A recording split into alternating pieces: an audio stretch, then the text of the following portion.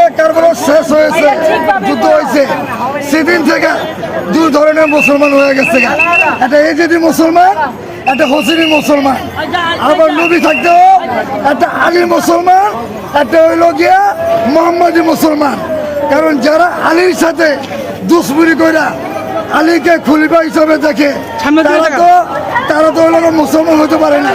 কারণ নবী তো বইলা গেছে, আমি তোমাদের কাছে দুটি ভারী জিনিস ছুঁয়ে গেলাম, এক আমার পবিত্র কোরআন কেতাব, আর দুই নম্বর বলছে হইল গা ইন্দ্রাতে আমার আহলা বায়াত আহলা বায়াত আহলা বায়াত। এটা নবী সাল্লাল্লাহু আলাইহি সাল্লাম 3 বার বলছে, আর কেতাবের কথা বলেছে একবার।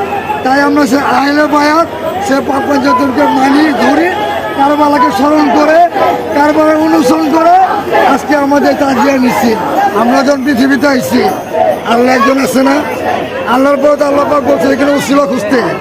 তাই উসিলা আমরা পাক পঞ্চায়েতকে ধরি, সে পাক পঞ্চায়েতের উসিলা ধরে আমরা নবীকে মানি, এমনকি মাওলা আলীকে মানি, মা ফাতেমা জাহরাকে মানি, মাওলা হাসানকে মানি, মাওলা হোসেনকে মানি, তার সন্তান আলী আসগর শাহজাদা তাকে মানি, এমনকি পাক পঞ্চায়েত আমরা মানি।